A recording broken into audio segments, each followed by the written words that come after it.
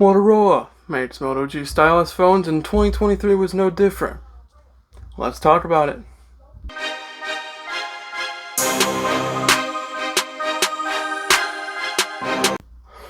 What's up, guys? Welcome to a tech video. This is the first ever one, and there will definitely be more to come. I teased this kind of idea of a new segment in the first movie review of the year. Except the segment I was talking about wasn't even movies for once. Sometimes it's good to step out of your comfort zone even a little bit. Even though this is, tech is part of my everyday life and I love to talk about it. So, without further ado, this is a tech video. I've used every Moto G Stylus phone since the Moto G Stylus 2020. Why? Because that first time I ever used the Moto G Stylus 2020, I loved it. It was made of premium materials and it felt premium for a cheaper price. And I used it for a long time. I even got a second one at some point to do that double dose of it because I had no problems with it. Great battery life, premium feel, good cameras. You name it, it had it. That's my opinion of it. But then the next generation come out in the 2021 at a 6.8-inch screen and a 5,000 mAh battery. And I used it, of course, a sequel to a phone that, I thought was great, so why not give it a try? I didn't have a problem with it. I enjoyed it. I liked the bigger screen idea, and the battery life was still alright, given the fact that it had a bigger screen and more to light up, even though it was still, 1080, 720p screen. I don't know. I have no more specs on this than I do that one. Then the 2022, I didn't use the actual 2022 Moto G Stylus. I used the Moto G 5G, but it's the same design, just minus the stylus.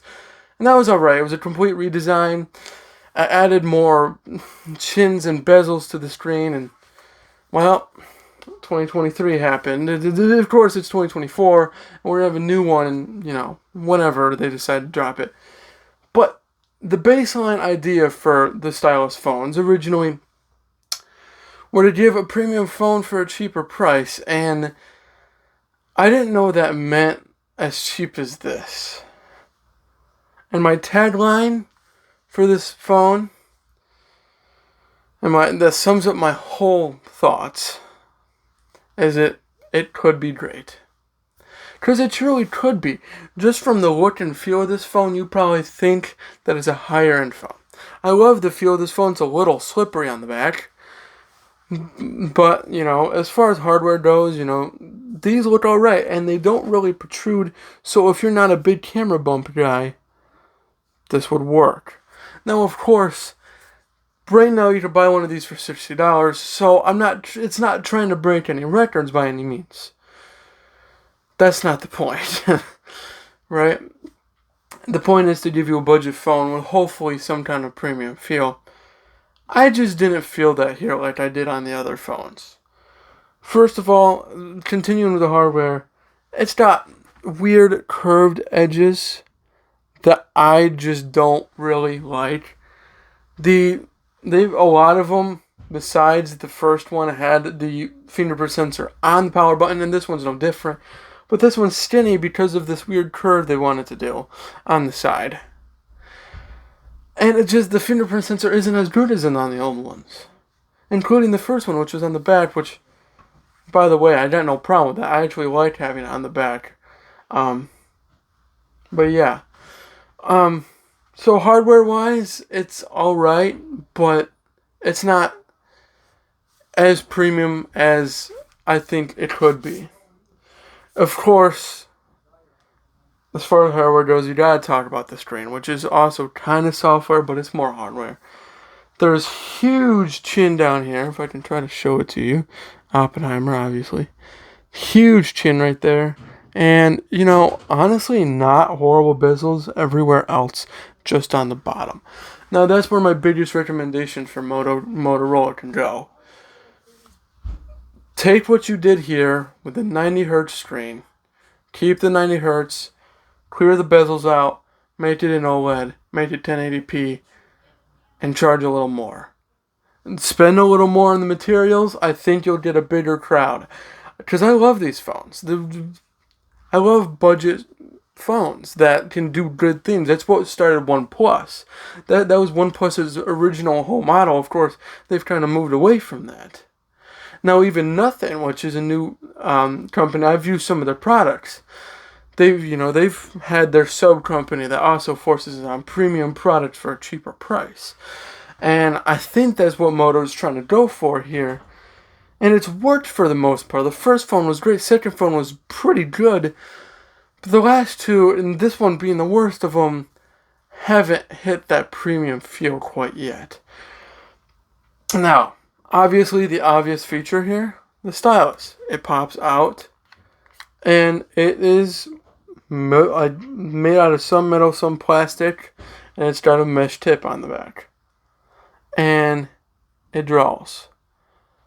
Now, I asked one of my friends, just out of curiosity. I had both of these phones. I had the stylus next to them. I had the Note 9 or the Note 20 Ultra at the time, and the Moto G stylus right next to each other. I had him draw. And what one he liked more? The premium one or the budget one? Surprising, but I'll explain it. He chose this one. Why? It does have a smooth drawing thing, but you can see some of the lag and see some of the inconsistencies. But the reason why I think people are going to like this is because it's smooth. And it feels like you're drawing on an electronic screen. And yeah, it's alright, as far as the stylus goes. But the reason why I think that is because, like I said, it's smoother and it just feels, better than when you're drawing on the premium screens, because what the premium screens do, it almost makes it feel more realistic. It's got a different pen tip. But there's honestly more premium stuff in those phones to the point where I enjoy them more because it feels more realistic, like writing on a piece of paper. That's what I want in a stylus phone, and this doesn't quite have that. But what this has isn't bad because I think people are going to like it, and I enjoyed it. Like, I found myself using it actually more than I thought I would. So, that's a good compliment. And one of the last things we got to talk about is one of the more obvious or there's two things, but one of the more bigger things that people look for in a phone is battery. This, once again, has the 5,000 mAh battery that they've had since that second phone. And this is the biggest compliment I can give this phone. I could go through a whole day. I've used it for like a week or so now. I can do it a whole day and then have 35% left. And I start my day at 6 and I end it, at midnight. And I'm watching YouTube video after YouTube video. This does not require any charging or nothing. And that's probably because of the screen, for one, not being as super high resolution or, as premium as the flagship phones are. So the battery life is great. But again, Moto, just make the 5,000 mAh batteries plenty enough. Just make the phone a little better screen-wise. I think your battery could still hold up. Yeah. But I still get mixed feelings on using this phone because it doesn't feel premium. The first phone actually felt fast. I don't have the exact specs besides it had 4 gigs of RAM, similar to this one. But something about that first phone just felt more snappy. And I want that again in a Moto G stylus phone. Give that to me again, Moto, please.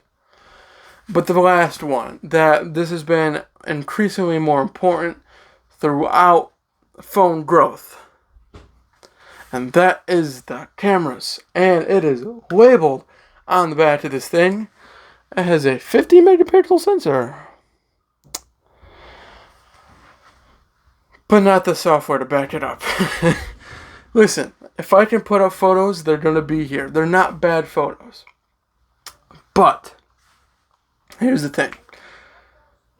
It's running at a 1080p sensor. You can see the specs on your phone. If you look them up, you can see what kind of sensor they're running quality-wise. The phone I'm recording right now is a S21 Ultra. It has a 4260 quality, something like that. It's great. I think you guys, if you guys liked this, let me know. I could switch it up, of course, if need be. But the camera on this phone, it's alright. Pretty much every Stylus phone has had like a 48 megapixel sensor. This one has 50. Trying to get that bigger number, I suppose. The first one actually didn't have a bad camera. I thought it was good, and I think it even had technically a bigger sensor in it, if I'm not mistaken. And you felt that. For some reason, that first phone felt more premium. And the only reason why I'm comparing it to this phone is because it was a previous generation of the same thing I'm holding in my hand. So tell me, why is this the way it is? You don't need to make it this cheap. You can go buy this for like $70 at Walmart right now. I bought this one for $40 on Black Friday. Now for the price, yes, you're getting good specs. But as a phone as a whole, why not make it better? Raise the price a little bit. Just give it a more premium feel. I don't think you'll be disappointed with your sales. I, for one, would recommend it to people as long as it's good like that first one.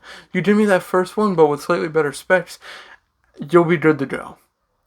So with that said, thank you guys all for watching this tech video. There will be more to come because I have so many tech video ideas I want to record. There's probably not enough time in the world. But let me know if you guys enjoyed this down in the comments below. And peace out, like and subscribe.